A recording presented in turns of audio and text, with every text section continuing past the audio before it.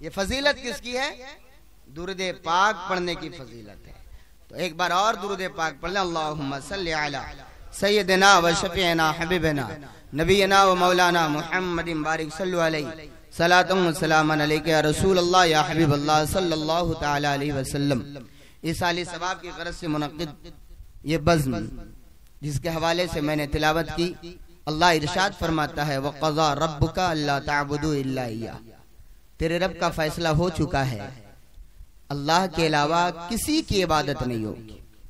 इबादत सिर्फ अल्लाह के लिए, वही माबूद है, वही मसजूद है, वही मकसूद भी होना चाहिए, है कि नहीं?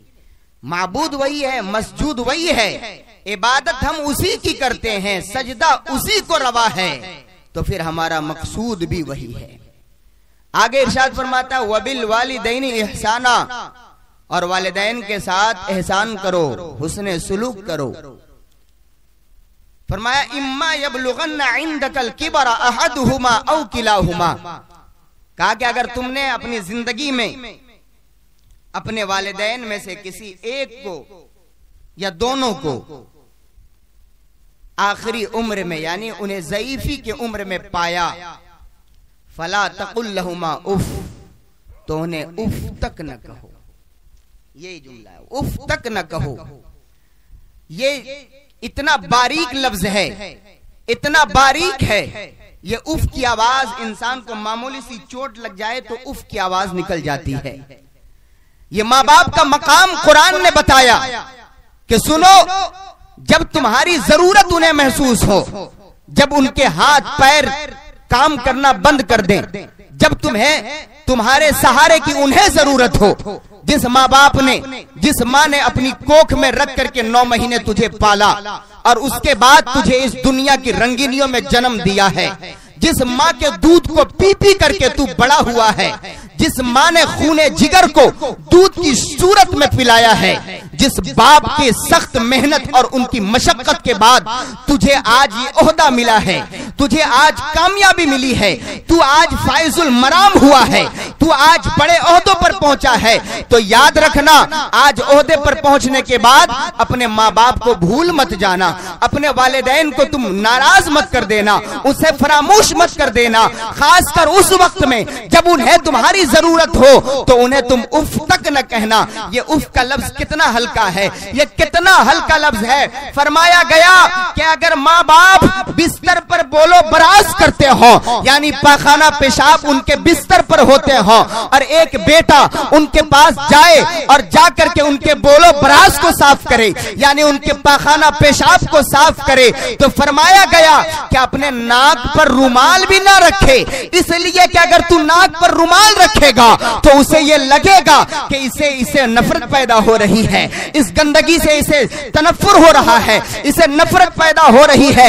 ये नफरत पैदा होने का ख्याल आना भी उफ के दर्जे में, ये नफरत पैदा होने का ख्याल आना भी उफ के दर्जे में है, इसलिए वहां इसका भी ख्याल रखा जाए, उन्हें उफ तक न कहो। और क्या फरमाया वला तनहरहुमा, और न उन्हें झिड़को। जब उफ तक कहने की बात नहीं है तो फिर छिड़कना तो बहुत दूर की बात है। तो कहा क्या करो, वकुल लहुमा कौलन करीमा, कि इंसान जब बूढ़ा होता है तो बचपना उसका लौट आता है कि नहीं? इंसान जब बूढ़ा होता है तो बचपना लौट आता है। बच्चों से सख्त लहजे में, कुड़ख्त अंदाज में बात नहीं की जाती, बच्चों से प्यार से, नरमी से बात की जाती है। फरमाया कि जब माँ बाप इस वक्त पहुंच जाएं, इस हालत में पहुंच जाएं, वकुल लहुमा कौलन करीमा, तो तुम उनसे अच्छी अच्छी बातें किया, अच्छी अच्छी बातें किया करो। आज कितने लोग ऐसे हैं जो अपने माँ बाप को खुश रखे हैं, कितने लोग ऐसे हैं जिन्होंने अपने माँ बाप का कभी पैर दबाया है, कितने लोग ऐसे हैं जिन्होंने अपने माँ बाप को उनका मकाम दिया हो, उनके मकाम को समझा हो।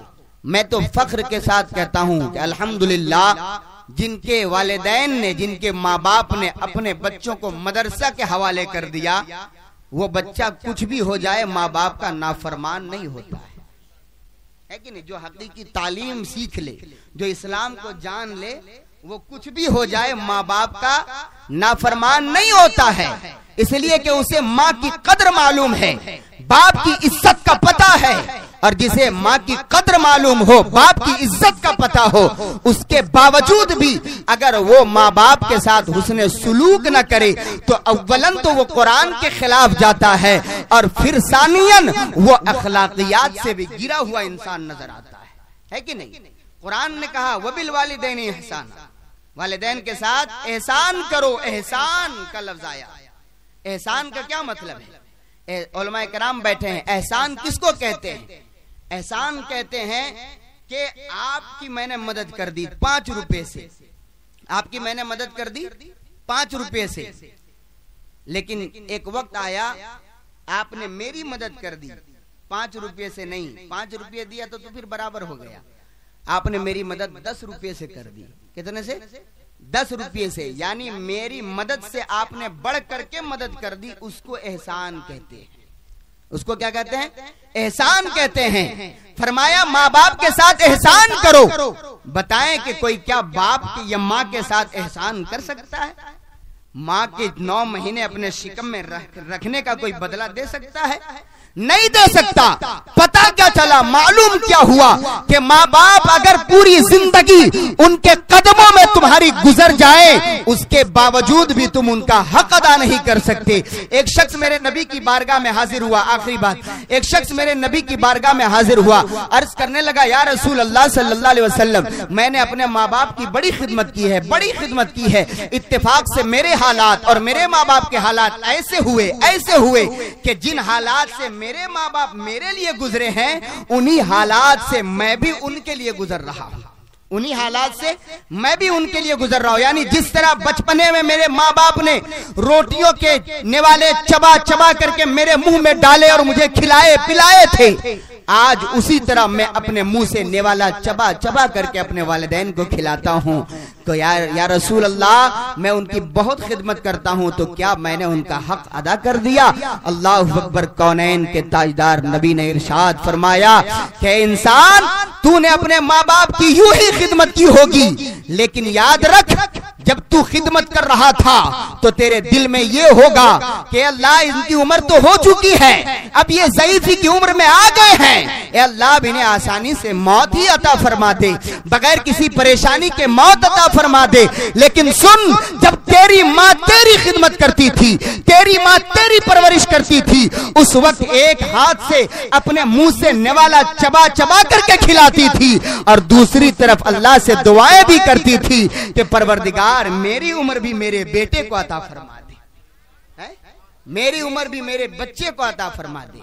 वो माँ बाप का मकाम है, कोई उनके मकाम को नहीं पहुंच सकता, उनका हक कोई अदा नहीं कर सकता। हर साल ये प्रोग्राम होता है, अल्लाह करे कि ये हमेशा चलता रहे। और याद रखें कि अगर कल आज आपने अपने माँ बाप के लिए कुछ किया है, तो तभी कल आपके बच्चे आपके लिए कुछ करेंगे, वरना फिर बस जिस तरह आप देख करके गुजार रहे हैं, वो भी देख करके गुजारते चले जाएंगे, और वक्त गुजरता जाएगा, आप कब्र में तलाश करेंगे, कहाँ है मेरे बेटे, कहाँ है मेरे रिश्तेदार जो मेरे लिए कुरान की तिलावत कर दे, जो मेरे लिए दुआए मगफिरत कर दे। तलाश करते रहेंगे, लेकिन बच्चे तो अपनी दुनिया में मस्त हैं। इसलिए जिनके भी वालिदैन इस दुनिया में नहीं हैं, हमेशा उनको अपनी दुआओं में याद रखें, उनके लिए कुरान की तिलावतें करें, उनके लिए ईसाली सवाब करें, ताकि आपके बच्चे आपके लिए कुरान की तिलावतें कर सके और आपके लिए दुआए मगफिरत कर सके।